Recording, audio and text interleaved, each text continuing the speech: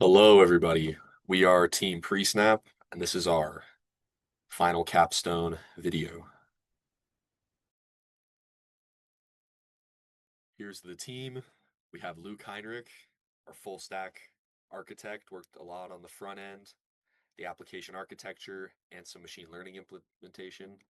We have Eric Hilton, worked on predictive algorithms, did some machine learning research, worked on the back end and a little graphic design.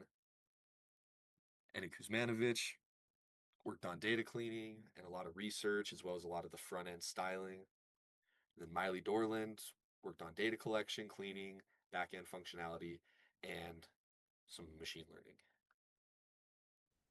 So you might be wondering, what is PreSnap? Well, PreSnap is an interpretable NFL analytics platform.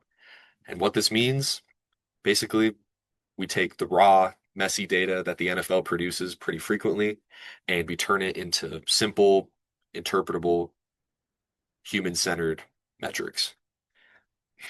This matters a lot because a large amount of people who watch and take in football content don't necessarily understand what a lot of things mean. They don't understand where the data comes from necessarily.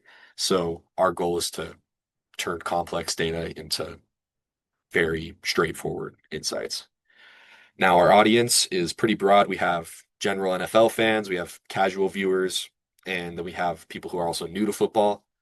We performed a user study where we talked to people who often look at the raw data that the NFL produces. We talk to people who occasionally will play fantasy football and maybe don't know as much as a more dedicated viewer. And then we have people who are entirely new to football and they all found use out of this product. Okay, now we're going to get a quick demo from our very own Luke Heinrich. All right, so this is our dashboard. This is what you'll see after you log in or create your account and then log in. So here on the left, we have this informational carousel where you can learn a little bit more about the different positions and how they interact on the field with each other. Then on the right here, we have our daily news breakdown. This article is kind of short, but you can read through it and then also click this button here to just read the full story on the ESPN website. And then down here, we just have this little navigation helper component. Okay, so this is our predict page currently in the beginner mode. You'll see here we just have an input for the team on offense, team on defense, and then the player on the team on offense that you want to focus the prediction on. So after you click predict, you'll see these two different values, one for chance of success for a short play and then also for the long play. Um, because this is a quarterback, you'll also see these throw lines and you can hover over them and it'll illuminate these. Down here, you also have these game-wide predictions.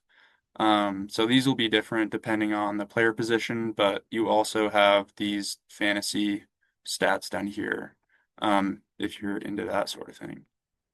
Okay, so this is our stats page. Here you can just view some general stats about both the teams and the players. Up here we have the seasonal team offense ratings.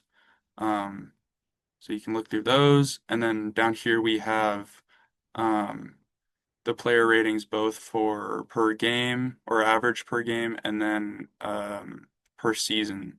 So yeah, these will be different depending on position. So for QB, you have passing yards per game, receiving yards for wide receiver or tight end, and then for running backs, you have rushing yards. And then on the right here, those are all the same, but just per season. Okay, so if you want to change the prediction mode from beginner to advanced, what you have to do is just click this profile picture up here and then go to your profile page and you just toggle that on here. And then when you go back to that same predict page, it'll look more like this, but without the inputs filled in. And then you'll also have two options up here for the different models. So you can either predict the first down of a play or if that play will be successful. And these will use some different features for each. But yeah, you can go through, um, put in your inputs for all the features. You can change the formation here. and then also these inputs down here on the score bug. And then after you click predict, you'll get a prediction and also the probability of that binary prediction. So here you see, yeah, it's probably going to be a first down with a 58% probability. Okay, so lastly, this is our prediction model builder page.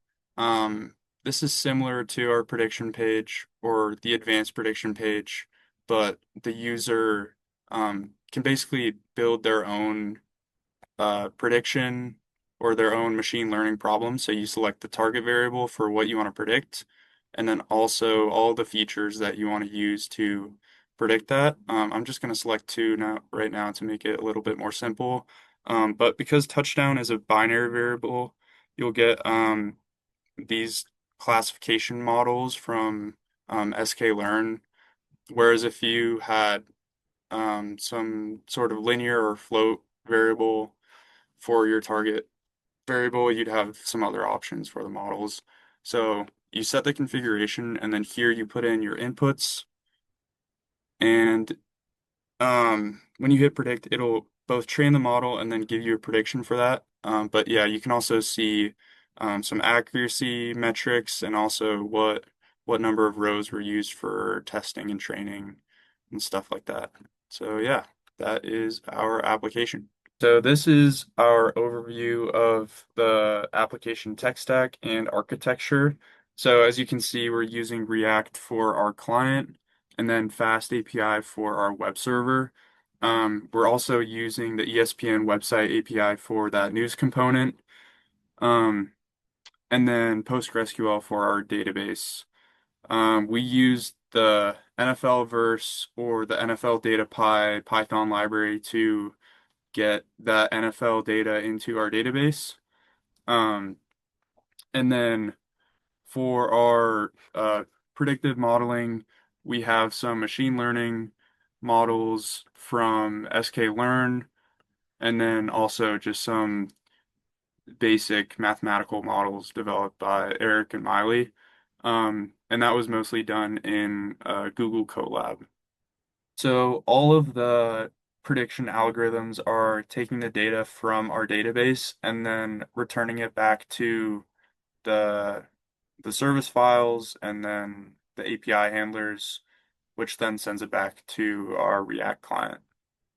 Okay, now to wrap things up, we'd just like to give a special thanks to Dr. David Bean for all the support he's given us throughout the past couple semesters. It's been really fun to get to know this team and to build a really cool product and to really see the scope and the goals of the project change over time and to end up with this really cool functional project. Additionally, thank you to the Kahlert School of Computing. This is our presentation. Thank you. Have a good one.